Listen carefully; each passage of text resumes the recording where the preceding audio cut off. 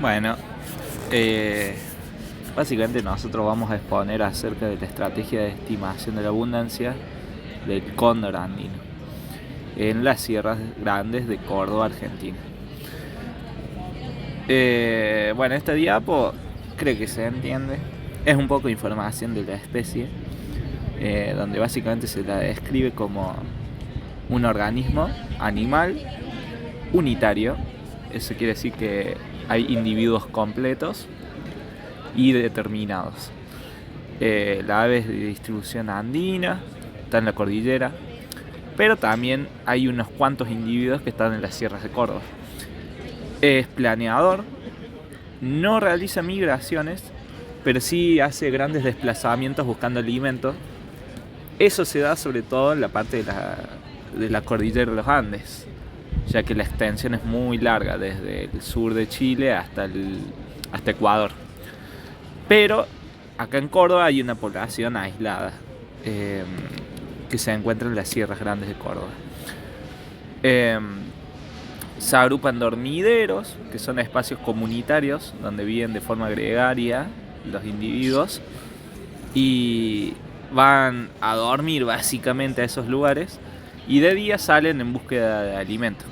Salen al amanecer, vuelven al atardecer.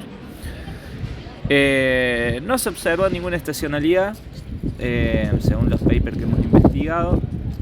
Es decir, no hay un patrón repetitivo poblacional que suceda de forma estacional. Son grandes, viven 75 años, tienen una tasa de reproductividad baja, o sea, son K-estrategas, o sea, priorizan más que nada sobrevivir antes que reproducirse. Y todo esto hace que su dinámica poblacional sea lenta, entonces se puede fácilmente realizar conteos de los individuos e identificarlos, observarlos fácilmente. Tienen dimorfismo sexual, eso también ayuda a distinguir entre machos y hembras. Los machos tienen carúncula, que es como lo que tienen los gallos, es una extensión en la parte de la frente. Y tiene un rol ecológico de carroñero, es descomponedor, un animal descomponedor carroñero. Bueno, hay un relevamiento acerca de la especie en distintos países y un relevamiento total que dice que hay aproximadamente 6.700 individuos maduros en 2.540.000 kilómetros cuadrados de ocurrencia, es decir, en todos los lugares donde se ha podido encontrar el individuo. Y después específicamente en países, Colombia y Venezuela hay menos de 60 y 10 individuos respectivamente, Perú menos de 2.500, Bolivia y los Andes centrales y australes menos de 253 individuos, o sea, muy poquitos. Y donde la mayor cantidad de los individuos son en Argentina y en Chile, donde hay 3.000 individuos en cada país, o sea, 6.000 individuos entre los dos países sería básicamente.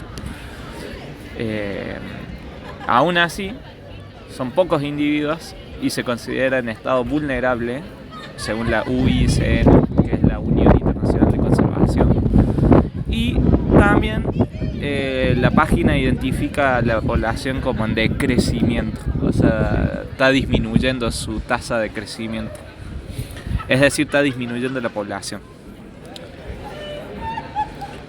Bueno, acá básicamente está el tema de los antecedentes, o sea, lo que nosotros encontramos en otros trabajos de investigación. Específicamente nos centramos en uno que es un relevamiento que se hizo en Ecuador, donde también hay re poquitos individuos y ahí el estado de conservación es crítico. ¿Qué hicieron ellos? Bueno, básicamente lo que hicieron es marcar unos individuos, y a esos individuos los han seguido por seguimiento telesatelital, o sea que tienen un marqueo de GPS y con eso lo van siguiendo. Lo han seguido hasta que han encontrado el punto donde descansan, o sea, los dormideros. Junto con esos dormideros y 7 predictores ambientales, que son factores abióticos que influyen en la dinámica poblacional del cóndor, como puede ser la temperatura, la humedad, la sequía, bueno, distintos factores ambientales. Se han elegido 7, y con eso, más los dormideros que se han identificado con estos cóndores marcados, con esas dos cosas, se ha utilizado un método estadístico que se llama método de máxima entropía. Ese método lo que dice es, bueno, si existe la probabilidad de que acá esté, la vamos a contemplar. Es como decir, ese método estadístico contempla la mayor cantidad de superficie posible donde pueda llegar a estar el cóndor. Sería el nicho fundamental o nicho ideal, digamos. Si puede llegar a estar, lo contempla, digamos. El método de máxima entropía. A su vez, ese método se lo moldeó con el modelado de nicho ecológico, que eso es lo que se explica en el dibujito de ahí abajo, donde básicamente con esas variables ambientales se estima el nicho ecológico del cóndor. Se calcula dónde podría estar el nicho ecológico del cóndor. Si se fijan en el primer gráfico, dice espacio ecológico, y es básicamente donde se juntan esas variables ambientales en las condiciones óptimas para el cóndor, donde se encuentra el alimento, donde se encuentra la temperatura ideal y todas esas cosas. Ahí es donde el cóndor puede estar. Y lo que se hace, una vez que se lo tiene de forma ideal o hipotética, se busca en el terreno físico los lugares donde se cumplen esas condiciones. Y ese es el nicho ecológico del cóndor. Con ese modelado que es hipotético, que es ideal, donde se juntan las condiciones ambientales para que el cóndor esté, se dice que ese es el nicho ecológico del cóndor. Y ahí se calculan dos cosas, que una es la extensión de ocurrencia, que es el lugar donde puede llegar a estar el cóndor, y el área de ocupación, que es donde específicamente se encuentran los dormideros de esos cóndores y habitúan permanentemente los cóndores. Basándose en esas dos cosas, se busca esos dormideros, se va hacia esos lugares con binoculares y con... ¿cómo se llaman estos? Y telescopios de corta distancia y los cuentan. Se realiza un censo. ¿Cómo se hace? Para que no se mezclen, para que no se vuelen, para que no se pierdan. Bueno, ese censo es simultáneo.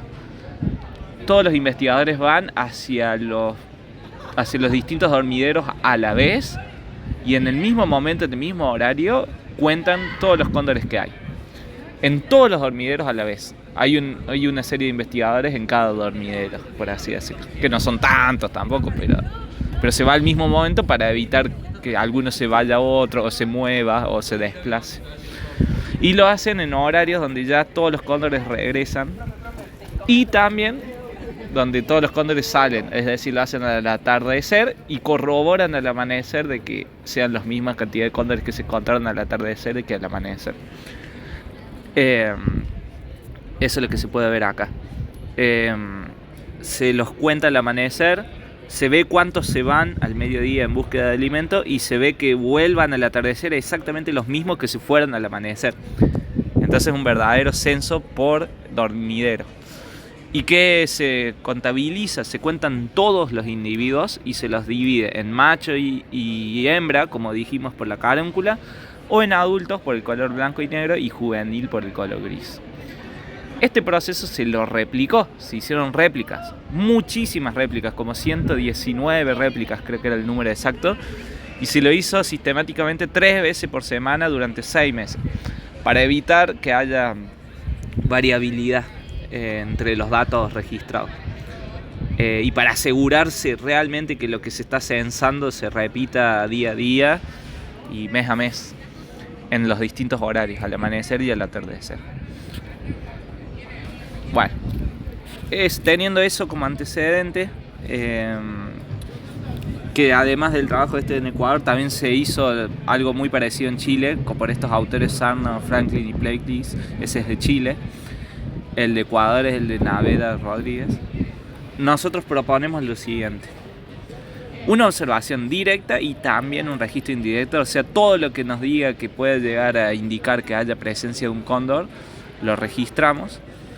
Y con esto estimamos la densidad ecológica, que es la densidad por un área de interacción de la especie, que en este caso serían los dormideros, que recordando, como dije antes, es el área de ocupación, es donde realmente se encuentran permanentemente los cóndores, se los censa ahí. Entonces se hace un censo en esta densidad ecológica, en este espacio donde los cóndores cumplen ocupan un lugar ecológicamente. Pero también se estima la densidad absoluta, que es en toda la superficie de las sierras grandes de Córdoba. Nosotros proponemos calcular toda la cantidad de cóndores que hay, pero como contar todos a través de un censo es muy difícil, si bien son pocos, siguen siendo muchos. Lo que nosotros proponemos es contar los dormideros y basarse en el promedio de todos los dormideros que hemos censado como un valor promedio por dormidero, y lo multiplicamos por la cantidad de dormideros que hay en total y lo dividimos por la superficie del territorio, que es el espacio donde se pueda llegar a encontrar, que es el EO, que es lo que había mencionado antes. El censo simultáneo, ¿cómo lo hacemos? Bueno, básicamente por dos cosas: registros que se encuentran en parques nacionales o aficionados de aves. Hay una página que se llama eBird, donde ahí pueden subir fotografías, cualquier persona. Entonces, bueno, ahí hay registros de donde puede llegar a haber cóndores. Y también se propone marcar a algunos individuos, y con estas dos cosas hacer que esos individuos los rastreamos a través de tele satelital y vemos hacia dónde van.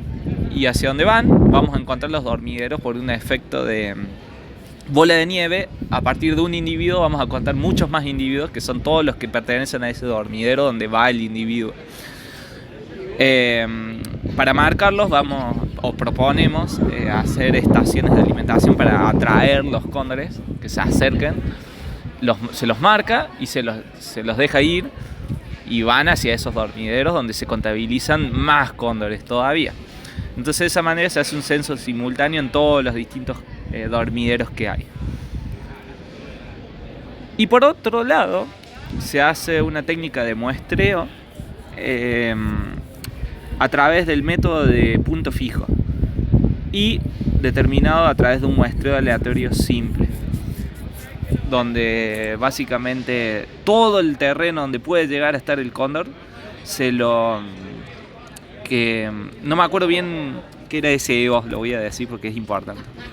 Extensión de ocurrencia, o sea, donde puede llegar a estar el cóndor. Extensión de ocurrencia, se lo selecciona y se lo divide aleatoriamente en una cuadrícula donde al azar pueden caer puntos, y de esos puntos se observa a un radio fijo todo lo que hay alrededor. Si hay dormideros, se los cuenta, y después se extrapola al total de la superficie y se determina la cantidad de dormideros que hay por superficie total, que es el espacio de ocurrencia o la extensión de ocurrencia.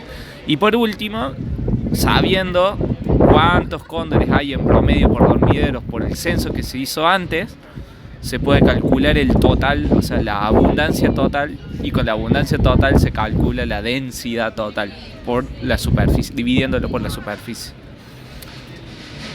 Y bueno, y ahí iría el cierre, la discusión y bueno, la bibliografía. Y puse esta, no sé si está buena. Creo que me gusta. No sé, espero que les guste porque me parece divertido como para terminar. Bueno, eso.